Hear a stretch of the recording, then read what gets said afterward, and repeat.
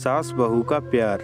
शादी को 2 ही दिन हुए थे और आज काम वाली भी नहीं आई, इसीलिए दिव्या बर्तन धोने लगी। धोते धोते उसके हाथ से कांच का गिलास नीचे गिरकर टूट गया। गिलास टूटते ही वह डरने लगी कि उसकी सास अब बातें सुनाएगी। आवाज़ सुनते ही सास दौड़ती आई और बोली, बेटी क्या हुआ? दिव्या बोली, माँ पता नहीं, ध्यान रखते हुए भी कैसे मेरे हाथ से गिलास नीचे गिर गया।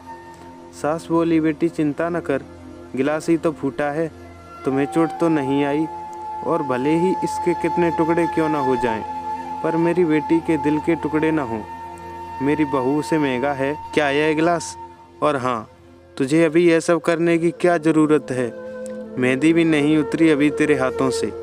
अभी तुम मेरे बेटे के साथ ज़्यादा से ज़्यादा समय बिताओ और एक दूसरे को समझो। सास ने अपनी बेटी को बुलाया और कहा, पूजा इधर आकर अपनी भाभी का ख्याल रखो, अभी इस घर में नई नई आई है। पूजा ने कहा, हाँ माँ।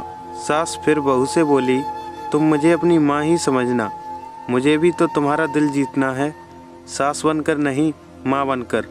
देखते देखते दिव्या की आंखों में खुशी के आंसू आ गए।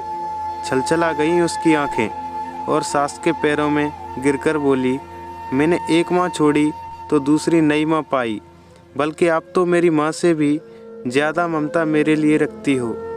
यदि मेरे घर में यह गिलास टूट जाता तो माँ भी 2 बातें कहे बिना नहीं रहती। रात को दिव्या की नींद ही उड़ गई। रह रहकर शाम की घटना याद आ रही थी। सास के बारे में जो उसकी सोच थी, उसकी विपरीत सास का व्यवहार पाया। उसका भी कसूर नहीं था ऐसा सोचना, क्योंकि उसने लोगों के मुंह से बुरी सास के बारे में ही सुना था। दिव्या अपने अतीत में खो गई। फिर उसे याद आया कि कुछ साल पहले उसके छोटे भाई की शादी हुई थी। मेहंदी का रंग उतरने से पहले ही माँ ने भाभी पर काम की पूरी जिम्मेदारी डाल दी और अपने ही नियम कानून के हिसाब से भाभी को चलने के लिए मजबूर कर दिया।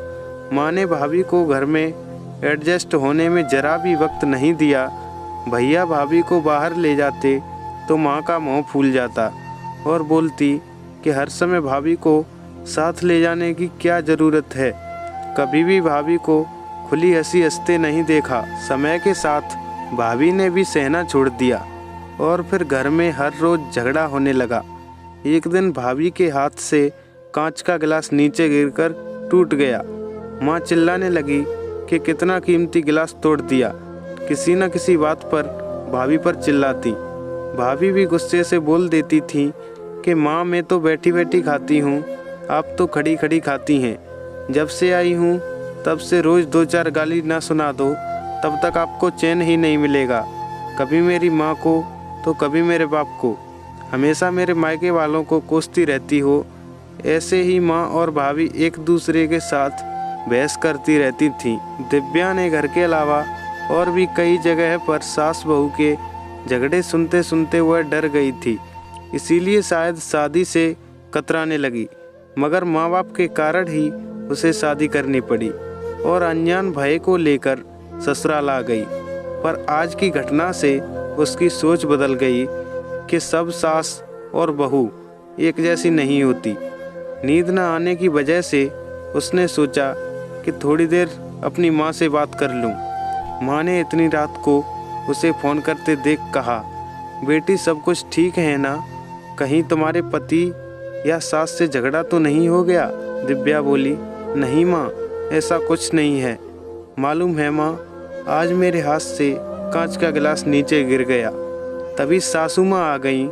मेरे आगे बोलते ही मेरी माँ ने बोलना शुरू कर दिया, बेटा फिर तेरे सास के चिल्लाने पर तूने अच्छा सा जवाब दे दिया। हाँ बेटा, कभी भी दबकर नहीं रहना। तुम एक पढ़ी लिखी अच्छी लड़की हो, तुम में कोई कमी नहीं है, इसीलिए कभी भी सुनना मत। तभी बात काटते हुए दिव्या बोली, माँ अब बस करो, मैं अपनी दूसरी माँ के खिलाफ कुछ नहीं सुन सकती। माँ थोड़ा आश्चर्य में पड़ गई और बोली, यह क्या बोल रही हो?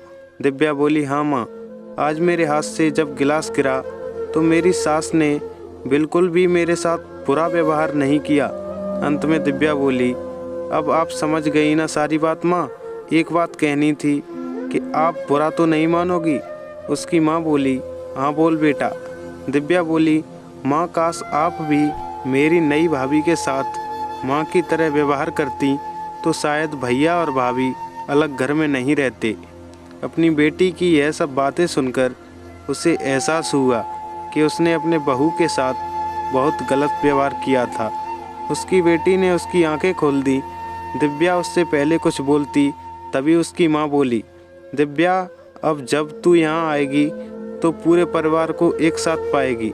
अब फ़ोन रख, मुझे मेरे बेटे और बहू की स्वागत की तैयारी करनी है। शादी के बाद नई ज़िंदगी की शुरुआत में अगर आज सास समझदारी से काम नहीं लेती और अपनापन नहीं जताती तो शायद शुरुआत कमज़ोर होने से पूरी ज़िंदगी आपस में दरार पड़ जाती। गिलास के फूटने को कोई नहीं रोक सकता, लेकिन प्रेम को टूटने से तो हम रोक सकते हैं। कांच के टुकड़े हो जाएं, पर घर के टुकड़े ना होने दें। अपने घर में प्रेम का वातावरण बनाए रखिए, एक दूसरे को समझें, एक दूसरे की इज्जत करें तो घर स्वर्ग बन जाएगा। घर नर्क से स्वर्ग में बदल सकता है यदि बहू सास को माँ मान ले और सास बहू को बेटी मान ले। दृष्टि बदलने से सृष्टि बदल जाएगी और एक बहू चाहे तो घर को स्वर्ग बना सकती है और चाहे तो नर्क भी बना सकती है। दोस्तों, आपको ये कहानी कैसी लगी कमेंट करके ज़रूर बताएं, और कहानी पसंद आई हो तो वीडियो को लाइक शेयर करें और चैनल को सब्सक्राइब करें। कहानी पूरी सुनने के लिए आपका बहुत बहुत धन्यवाद।